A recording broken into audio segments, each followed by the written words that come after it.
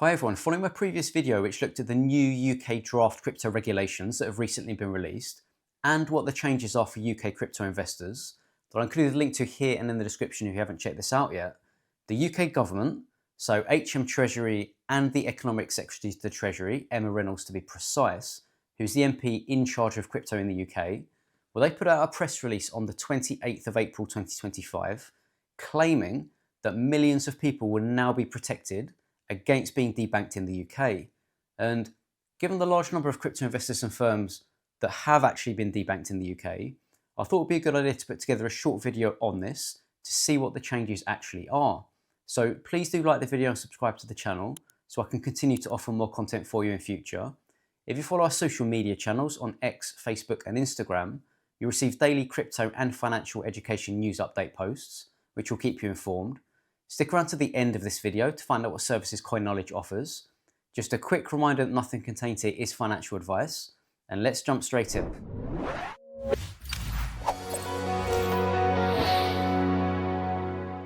Many crypto investors in the UK have had concerns for years now about on-ramping, off-ramping, transactions being blocked, accounts frozen, and some ultimately being debanked and given a deadline to remove your funds. And it's not just retail investors. A January 2025 report from the UK Crypto Asset Business Council, Startup Coalition, and Global Digital Finance, called Don't Bank on It, showed that 50% of UK crypto and Web3 firms had either been rejected from opening a bank account or had one closed by a major bank. Only 14% successfully applied for a bank account without it being closed later, leading to 76% of firms using banks they view as riskier due to the larger banks' refusal to offer their services.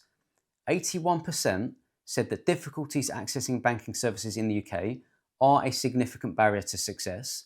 with 70% of those surveyed as part of this report saying that it's likely they would leave the UK due to these challenges. So this is a serious concern for crypto investors and firms in the UK that must be addressed. And given that new crypto regulation has now been released, to bring crypto more in line with the traditional financial system,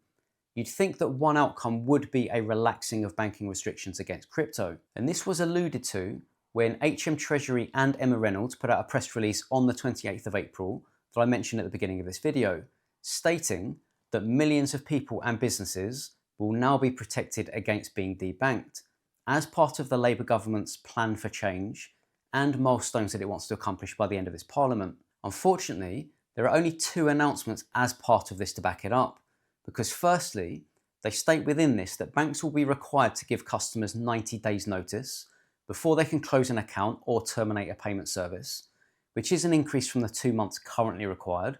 so basically an extra month. And secondly, banks will also need to provide a clear explanation as to why in writing, meaning that a bank supposedly can't just close individuals or firms' accounts without a valid reason, because the account holder will now have more time and a written explanation that they can challenge, for example through the Financial Ombudsman Service, with these new rules expected to come into force in April 2026. Treasury also states that this legislation will prevent a bank from discriminating against a UK consumer based on political opinions or beliefs. So perhaps thinking about Nigel Farage,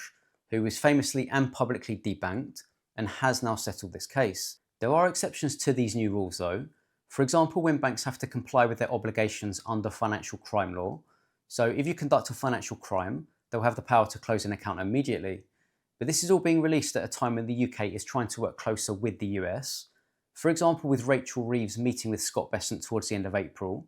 And we know the public statements put out by Trump and his administration to end Choke Point 2.0, with this still working its way through the US system, given the enforcements that are still winding down or ongoing, with Caitlin Long stating this is likely to persist through 2025 until we get into 2026. So hopefully we see both countries come together, opening up crypto to investors, firms and banks, and allowing innovation. But I think most crypto investors will believe it when they see it. As part of this new US-UK collaborative approach to crypto, Crypto UK, a UK crypto trade association, and Travers Smith, a UK law firm, set up a meeting behind closed doors in London in May for about 25 delegates from Washington and the UK, including officials from the US Embassy, US Department of State, and UK crypto leaders, to discuss global policy alignment and the current global regulatory landscape, tax and accounting rules, including stablecoins, the OECD's crypto asset reporting framework, that I'm actually going to be doing a video on soon, so keep an eye out for that one, illicit finance and the role of crypto, the value of stablecoins and CBDCs, blockchain's role in the future of financial market infrastructure, de-dollarization trends and macro implications of that, and finally, the US government's open and positive stance on digital assets, which is pleasing to hear. But it would have been better if representatives of the UK government were there, rather than just crypto leaders, because again, I think a lot of people are still doubtful, especially given the restrictions placed upon retail investors in these new draft crypto regulations. So to summarize, although the detail is light and pretty underwhelming, there is at least some acknowledgement that the UK government needs to do more to stop debanking legitimate individuals and businesses.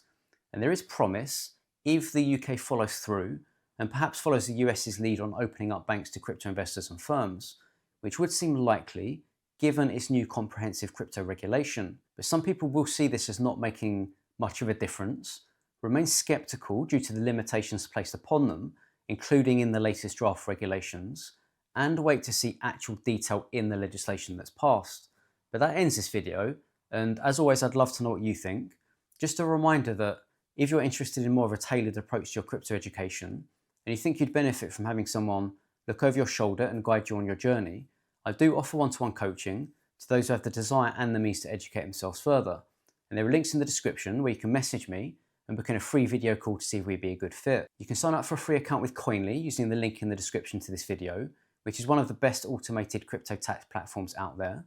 If you're looking for more specific crypto tax advice based on your personal circumstances, I've partnered with a leading UK crypto tax company in Myna, which is part of the company Nephos, that offers other services such as wealth management, restructuring, offshoring, etc. And I'll leave a link to contact them directly in the description of this video.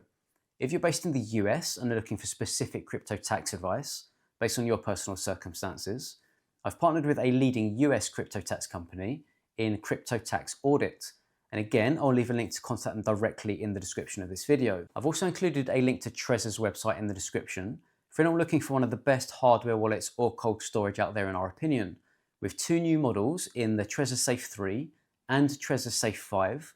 that I actually did a video on that you can find a link to here and in the description.